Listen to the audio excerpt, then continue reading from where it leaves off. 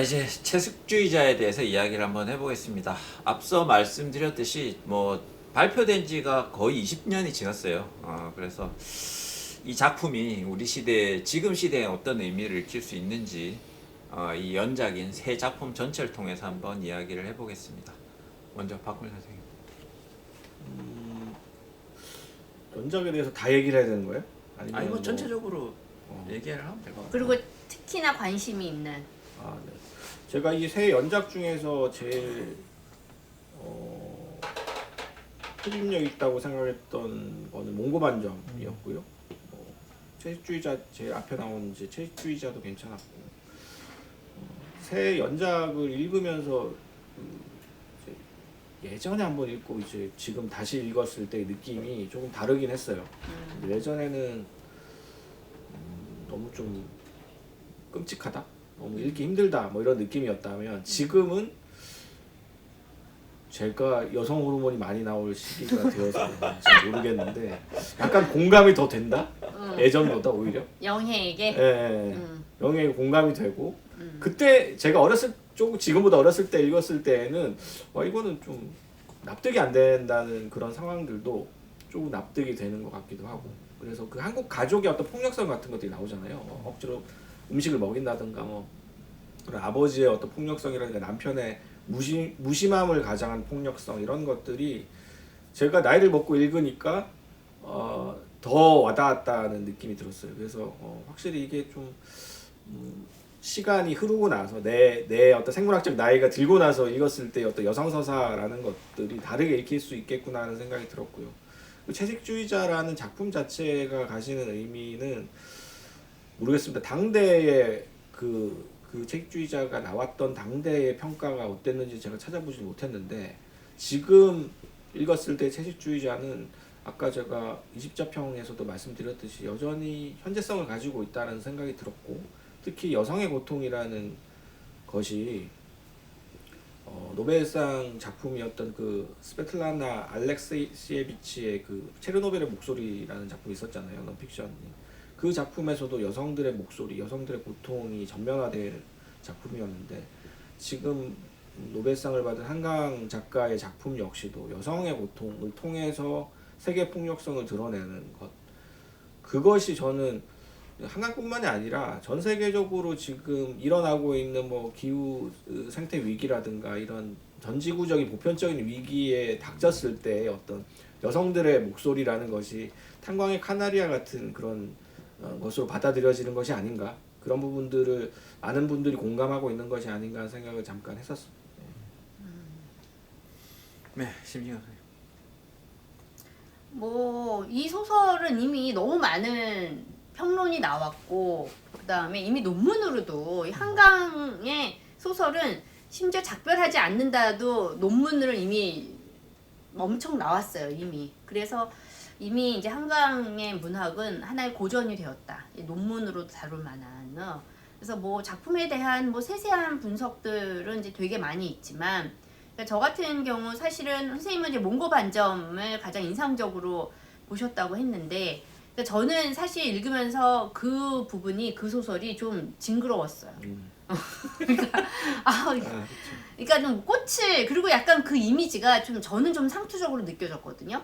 그 나이가 든 여자 몸에 아직도 몽고반점이 남아 있고, 그거를 막 그 형부라는 사람은 뭔가 엄청난 의미 부여를 하잖아요. 그런 예술적으로 일종의 어떤 그 이게 뭐라 그럴까, 우리는 다 잃어버린 어떤 원초적인 그런 것들을 이제 몸에 여전히 가지고 있는 그런 존재고, 거기에다가 그걸 중심으로 해서 막 몸에다가 이제 그 꽃 프린팅을 하고 꽃을 그림을 그리고 막 이제 비디오 아트를 하다가 그 다음에 이제 뭐 섹스까지 하게 되고 형부와 처제 사이에 어떤 그런 불륜 서사가 되는 거잖아요.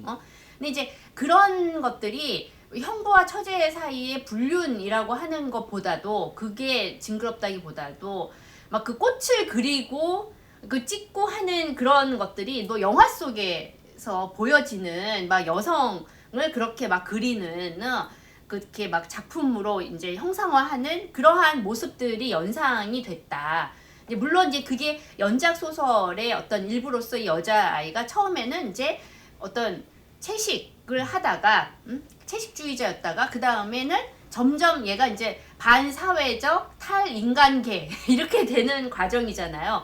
처음에는 채식을 하다가 채식으로 어떤 그런 것에 대한 거부감을 드러내다가 그 다음에는 이제 소위 말하는 이제 폐륜화가 되는 거죠. 사회의 가장 완전 이제 기본적인 가부장제 구조로부터 완전히 이제 빠져나가는 질서, 도덕 뭐 이런 것들을 다 이제 파괴하는 폐륜으로 갔다가 어바더 레벨로 가는 그 마지막에는 이제 인간계로부터. 정신병자가 되는 거잖아. 자기를 나무라고 생각하는 그런 어떤 단계로 넘어가는 그 중간 단계로서 어떤 뭐 의미가 있다. 그렇지만 이제 그 작품이 저는 좀 너무 여러 가지 그런 측면에서 여성을 좀 대상화하는 듯한 그런 느낌? 그런 것도 있었고 그래서 좀 그랬다. 근데 반면에 저는 사실은 제일 좋아하는 그 세 편 중에 거는 나무 불꽃이었어요. 이 나무 불꽃은 얘가 이제 완전히 이제 미쳐가지고 그러니까는 자기를 이제 나무라고 생각하고 음식을 먹지 않고 나는 이제 광합성을 하니까 물과 그다음에 바람과 공기만 찌는 있으면 광기. 돼. 그러니까 이제 그러면서 음식을 계속 거부하게 되고 얘가 정신병원에 그다음에 이제 수용이 됐는데 그래서 언니가 이제 가면서 사실은 언니도 어떻게 보면 남들이 보기에는 굉장히 어떤 이 정상 프레임 안에 들어와 있는 사람이고 뭐 결혼을 해서도 뭔가 이제 남편을 예술한다고 막 그 싸돌아 다니고 별로 돈을 못 버는데 언니는 굉장히 어떤 현실적인 사람이라서 막 그 화장품 가게를 했는데 그걸 또 잘 키워가지고 늘리고 그걸로 돈을 벌어서 집도 사고 막 이제 그런 사람 되게 현실적인 그런 감각 이런 게 되게 뛰어난 사람인데 사실은 이 언니조차도 자기 마음에 어떤 구멍이 생긴 경험이 있는 거예요. 어렸을 때 그 남편과의 관계에서 그럼 이 살면서 여자로서 자기 마음속에 계속 구멍이 점점 커지는 걸 느끼지만 이 여성은 애써 그 구멍을 덮은 거죠.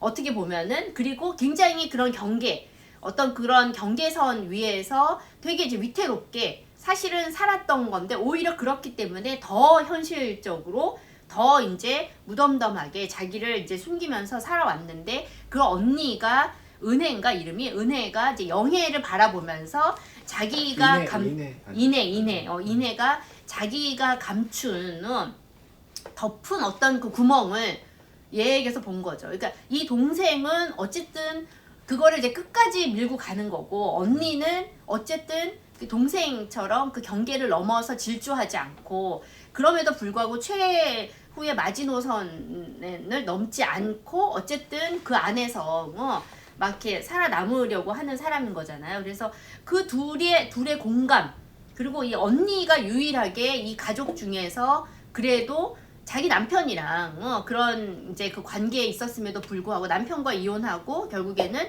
동생을 이제 돌보는 거잖아요. 그러면서 그 동생의 어떤 고통에 공감을 하는 유일한 인물이다. 그런 점에서 그런 이제 그 여성들의 그런 그 공감 그 다음에 그 인애가 사실은 보통의 여성들, 보통의 이제 우리 이제 인간들이 아마 인애처럼 다 그렇게 살고 있을 것 같아요. 그래서 인애라는 인물에게 훨씬 더 오히려 저는 공감이 됐던 것 같아요. 그런 말을 하죠. 뭐 나는 한 번도 살아본 적이 없고 견뎌왔던 거라는 걸 스스로 또 깨닫는 그런 이제 서술들이 공감의 어떤 핵심이 되는 거죠. 근데 그럼에도 아마 인애는 영예가 되지는 못하겠죠.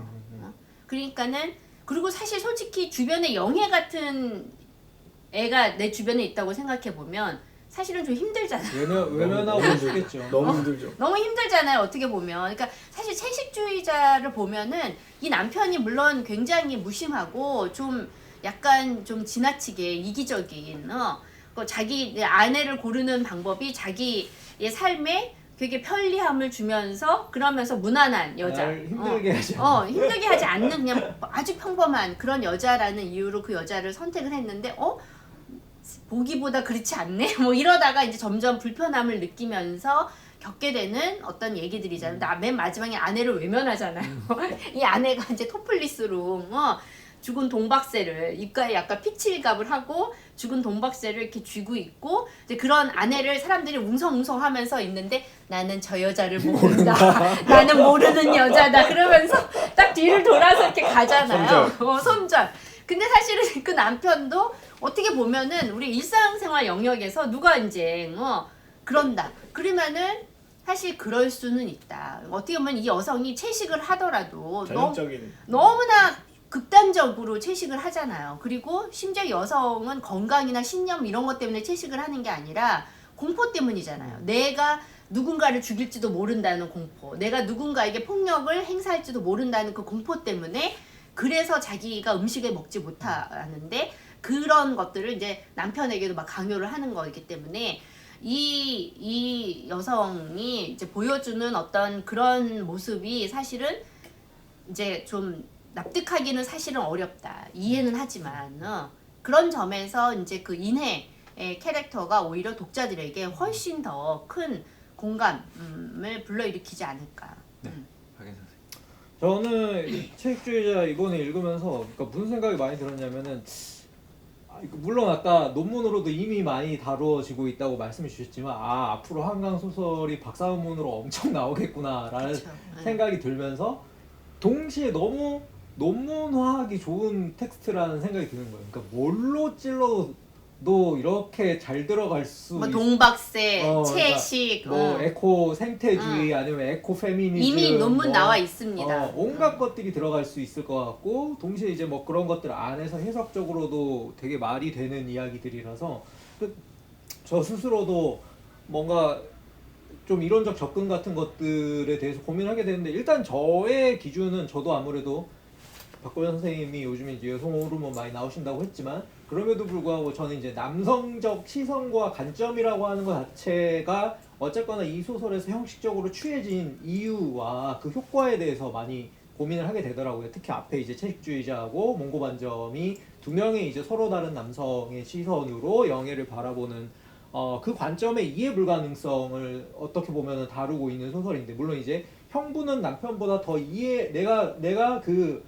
영예 안에 있는 그 알 수 없는 원초적 에너지 그리고 그것에 대한 예술적 승화를 내가 할 수 있어 라고 생각하고 덤벼든 사람이긴 하지만 사실 그건 온전히 승화됐다고 말할 수 없는 오히려 남겨진 세계가 분명한 나와 영예 사이에는 사실은 그런 예술적 교감을 통해서 극복할 수 있는 뭐 그런 것이 아니라 여전히 영예에게는 남겨진 해석 불가능성이 있고 그러한 것들 안에서 또다시 이제 이 남성의 시선이 닫히게 되는 그 지점에 대해서 다루고 있다고 생각을 했을 때 저는 이 두 가지 시선 문제 같은 것들을 생각했을 때 여기에서 이 영예의 육체를 바라보는 시선의 문제 같은 것들 이게 굉장히 시각성에 집중한 소설이기도 하고 몽고반점이 그런 부분들을 조금 더 질문을 해볼 필요가 있다는 생각이 들었고 그 부분에서 이제 제가 피터 브룩스가 마담 보바리를 읽을 때 그 남성의 세 명의 남성의 시선으로 그 엠마 보바리라는 여성을 보는 이야기로 이것을 읽고 그 안에서 엠마 보바리의 육체성은 절대 하나의 전체적인 모습으로 확보될 수가 없다. 그래서 환유적인 시선과 육체성이라고 표현을 해요. 환유라는 게 파편에서 파편으로 계속 미끄러지기만 하지 절대 전체 모습을 확보할 수 없는 어떤 대상이 되는 거니까. 그러니까 그런 여성 신체성이라고 하는 거를 몽고반점이 좀 다루고 있지 않았나라는 생각이 들긴 했어요. 거기서도 그림을 그리고 페인팅을 하고 그 안에서 시각화된 그걸 뭐라고 부르죠? 미디어 아트? 미디어 아트로 만들려고 하는 거지만 사실 그것도 조각난 프레임으로 여성 신체를 담아내는 방식의 시각적인 효과일 뿐이지 그게 사실은 영예의 전체 어떤 것이 아니잖아요. 그러니까 아주 노골적으로 말하면 몽고반점이라고 하는 패티시즘적인 대상 나를 흥분하게 만드는 어떤 그 특별한 부분에 대한 천착으로부터 시선이 시작해서 그 영예라고 하는 존재를 자기만의 숭고한 대상처럼 형부가 그려내려다가 실패하는 이야기라고 했을 때에는 그 남성 시선이 가지고 있는 여성 육체에 대한 재현이라고 하는 것이 가지고 있는 심각한 문제점 그리고 그것에 대한 과잉 해석 동시에 그 근본적인 실패 이런 것들을 다룬다라는 점에서는 그러니까 물론 기분이 안 좋을 수 있는 그런 요소가 많은 소설임에도 저는 꽤나 그 부분을 성공적으로 잘 보여준 소설이라는 생각이 들어서 1차적으로는 저는 이제 약간 전통적 남성적 시선의 관점에서 봤을 때는 몽고반점이라는 소설이 좀 크게 와닿는 소설이었던 것 같아요. 그래서 몽고 반점이 이상문학상을 받은 거야. 새 소설 중에. 몽고 반점이 저가 좀 인상적이었던 또 하나의 이유는 이렇게 저는 이 남성이 90년대, 2000년대에 굉장히 많이 풍자의 대상이 되었던 예술가형 남성의 어떤 전형성을 보여준다고 생각하거든요. 아까 말씀하셨던 되게 유치한 그런 어떤 꽃을 그린다거나 뭐 여성의 육체를 통해서 자신의 예술혼을 드러내려고 한다거나 이런 되게 자의식 과잉의 어떤 일종의 예술 뽕을 맞은 남성의 어떤 전형적인 모습을 보여준다는 점에서도 어떤 저는 풍자성 같은 것들을 느끼기도 했었고요. 또 그런 것들이 결국 남성의 예술적 추구라는 것이 결국은 대상을 타자화하고 대상화하는 방식으로 뭔가 작품을 외부에 만들어서 그것을 통해서 자신의 예술을 관념을 대상화해서 그 관념을 투사한 대상을 어떤 작품으로 만들어서 뭔가를 내놓는데 어떤 면에서 되게 플라톤적인 이제 사고를 갖고 있죠. 남성의 예술이라는 것이. 근데 이 영애는 자기 몸을 깎아내고 자기 이 내재적인 어떤 모습을 통해 자기 삶을 통해서 예술을 하는 거잖아요. 본인이 예술을 한다는 감각 자체도 없는데 사실은 자기의 몸속을 계속해서 갉아 들어가면서 어떤 면에서 새로운 존재로 바뀌는 거죠.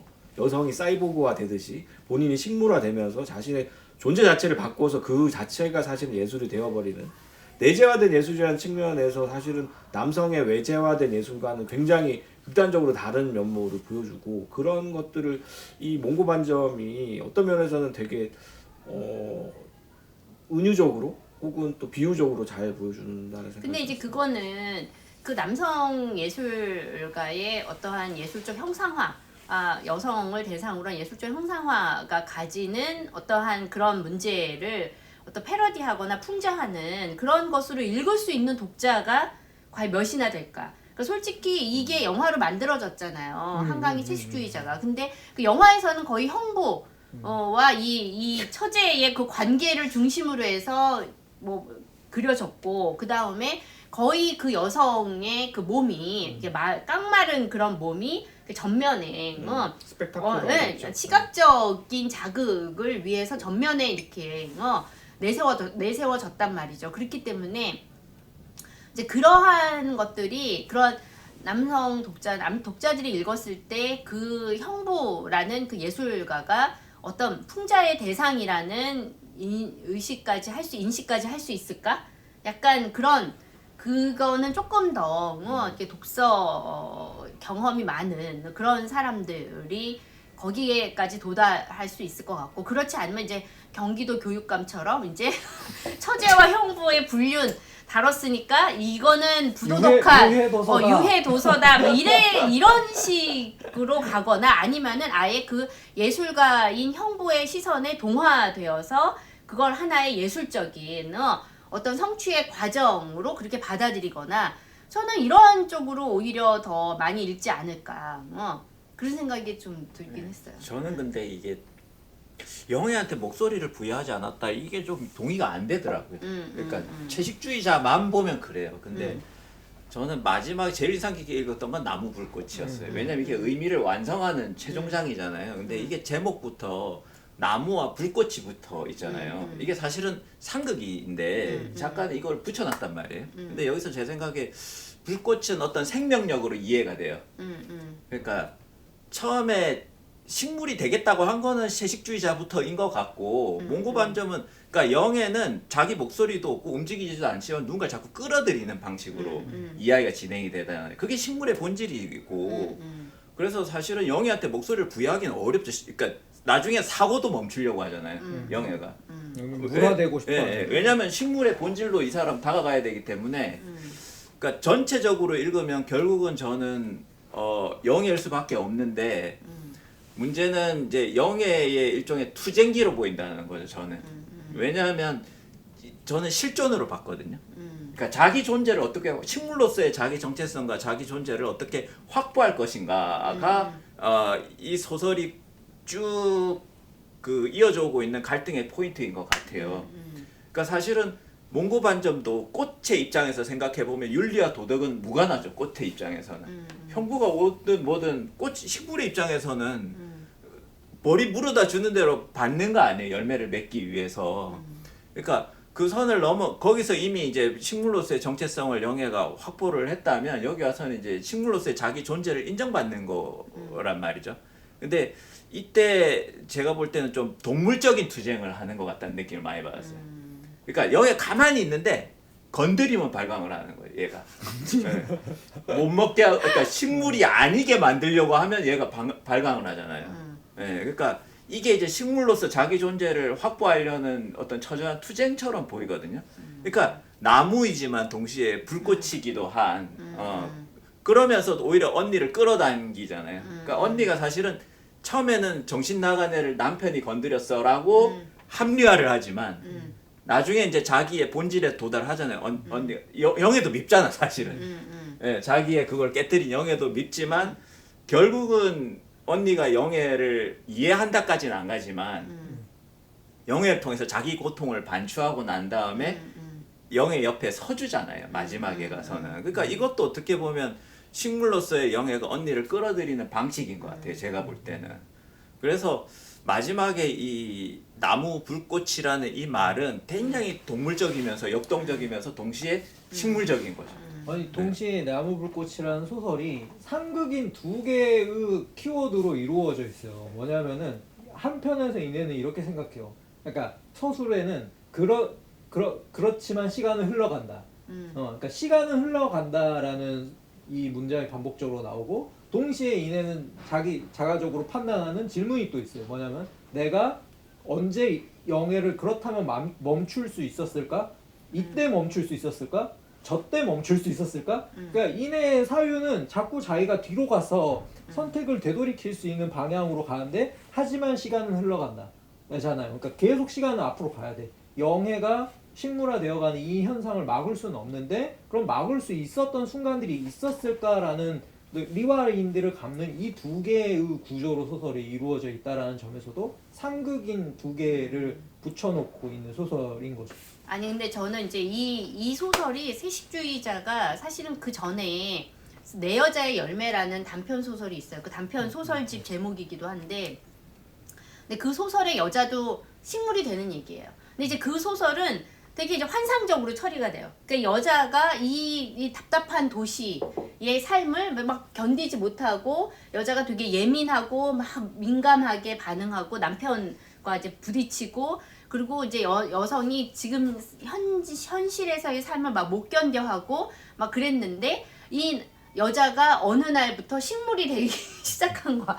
그런데 오히려 이 남편은 이 여자가 식물이 되니까 물을 주고 그리고 화분에다가 여자를 옮겨 심고 그리고 나서 이 여자가 열매도 맺어요. 그러면서 이 남편은 그 이전에 아내가 막 그 되게 너무 현실의 그러한 여러 가지 너무 예민하니까 그러한 막 그 자동차 소음 막 이런 거에 되게 예민하게 반응하고 못 견뎌하고 그것 때문에 남편과 갈등이 있었는데 오히려 이 여성은 완전히 식물이 됨으로써 남편이 이제 완전히 이 여자를 이제 보살피게 되거든요. 그러니까 사실은 우리가 누군가의 완벽한 식물이 된다면 그러면 아무 문제가 없어요. 갈등이 없어요. 그러나 우리는 식물이 아니잖아요. 그러니까 어떻게 보면은 내 여자의 열매에서는 이 여자가 완벽하게 식물이 되었기 때문에 오히려 모든 문제가 해결되는 그런 방식이었다면 그러나 현실은 그럴 수가 없다는 거. 그렇게 마치 이건 MR을 제거한 노래를 듣는 것 같은 그런 느낌? 그러니까 이게 채식주의자 같은 경우는 어떻게 보면 그런 우리가 삶에 대한 기대나 환상이나 이런 것들,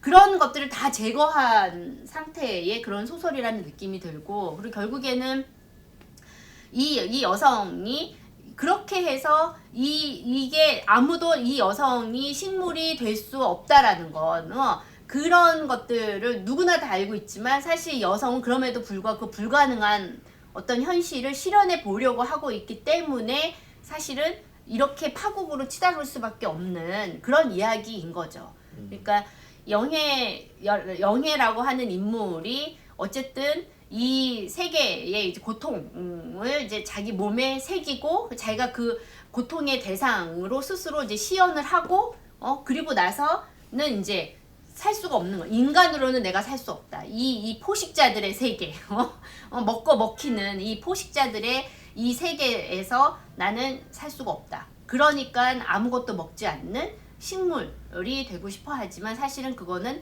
불가능하니까 이제 결국엔 비극인 거죠.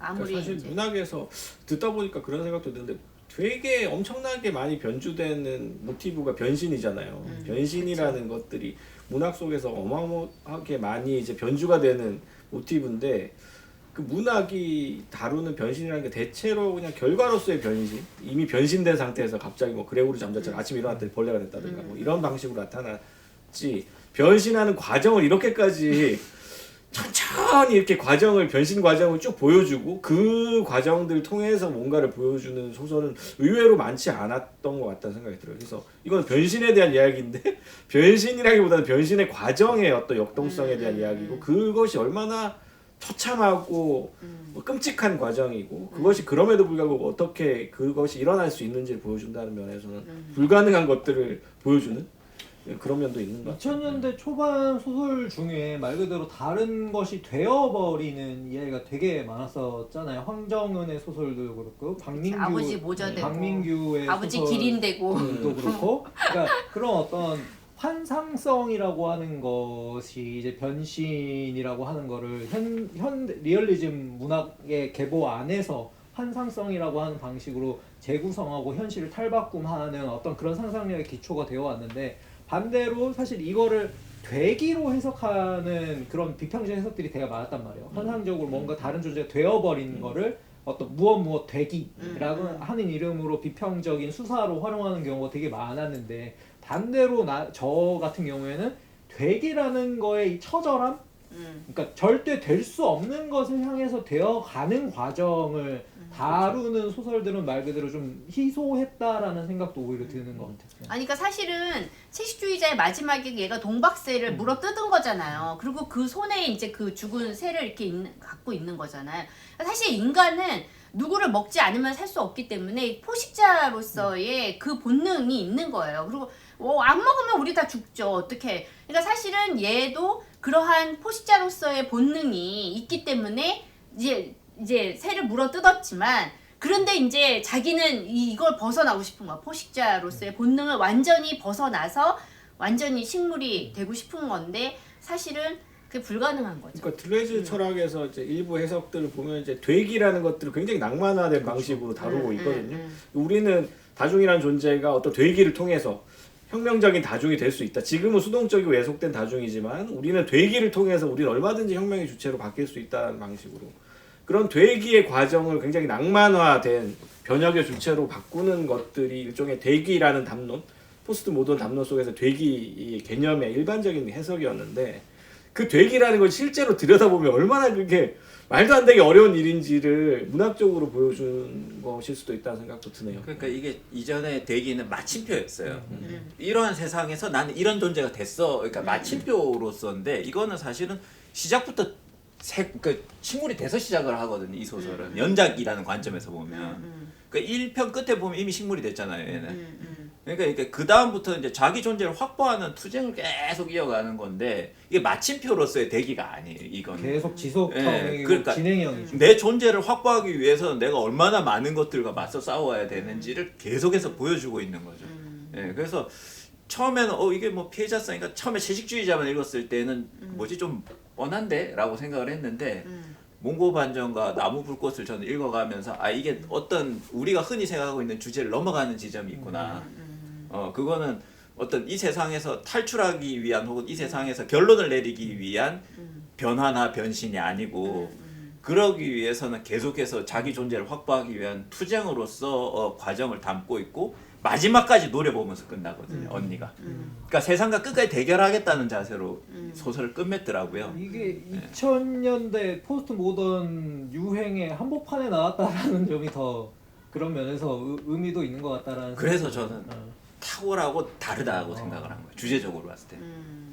일종의 그 에스포시토의 면역 반응 같은 것들도 생각이 나는 것이 일종의 다른 존재가 들어오면은 면역 반응이 일어나면서 엄청난 투쟁이 일어나거든요. 그 투쟁에서 이제 지면은 먹히는 거고 이겨내면 거기서 이제 존재를 확보하고 항상성을 유지를 할 수 있는데 그 면역 반응으로서의 식물인 거죠. 이 영해는 세상과 섞일 수 없기 때문에 근데 본인은 존재해야 돼. 그러니까 계속해서 면역 반응이 일으키면 살아남기 위해서 계속해서 갈등하게 되는 그런 면에서는 여전히 현대성을 갖고 있다라고 생각. 아니 근데 저는 지금 아까 이제 채식주의자의 특히 약간 이제 그 외국 독자들이 좀 이 소설에 주목한 면이 한국의 가부장제도 있지만 또 개고기 개고기는 못 참지. 개고기 이슈가 있었기 때문에 그러니까 얘가 어렸을 때 자기를 물었던 그 개를 아버지가 이제 오토바이 뒤에 매달아가지고 그쵸. 옛날에는 개 육질을 부드럽게 한다고 참 그 산에 그 저도 반응 매달아갖고 보고 트라우마 두들겨 생긴 게 패서. 자루에 넣어가지고 두들겨 패요. 두들겨 패거나 여기서는 피 이제 본죽을 오토바이에 이제 뒤에다 매달아서 계속 얘가 이제 끌고 죽을 때까지 다니는. 이제 계속 끌고 다니는 거 아니에요. 근데 얘가 이제 그걸 보면서 그때는 이제 나를 문 나쁜 놈 그리고 이제 아빠가 먹으라고 하니까 그냥 그때는 먹었는데 이제 나중에 이제 그게 꿈으로 그런 이제 자기 이제 죄의식을 환기시키면서 꿈으로 나오잖아요. 그러니까 어떻게 보면은 그런 한국의 그 개고기 문화 약간 되게 정말 어떤 폭력성을 굉장히 노골적으로 드러내는 그러한 개고기 문화를 이게 앞부분에 다뤘기 때문에 너무 클리셰이긴 해. 근데 어. 그 개고기 근데 이제 그것들이 좀 더 주목을 받죠. 우리한테 클리셰이지만 외국 독자들한테는 엄청 충격이죠. 오토바이 뒤에 매달아서 걔가 죽을 때까지 끌고 다니는 그 장면이 얼마나 끔찍해요. 옛날에 황구의 비명이라는 단편 소설이 있어. 천승세 작가. 맞아. 그게 바로 그 바닷가 맞아, 놀러 간 생각나. 남자들이 맞아요. 이제 맞아요. 개를 매달아서 그 때려서 죽이고 그 개 소리가 이 사람 트라우마가 남아가지고 계속 괴로워하는 그런 소설이잖아요. 옛날에 그게 일상이긴 했어요. 그러니까 옛날에는 그런 식의 폭력이 진짜 너무 일상적으로 이루어졌다. 사람도 개 맞듯이 맞았는데 뭐. 저도 개 맞듯이 맞고 청소년 시절 보냈습니다. 채식주의자에 대해서도 이야기를 여기까지 왔으면 이제 끝날 때가 됐다. 개고기 얘기했으면 이제 정리할 때가 된 것 같습니다. 이런 게 마침표죠. 네, 마지막으로 이 작품에 대한 이야기를 하면서 끝맺도록 하겠습니다.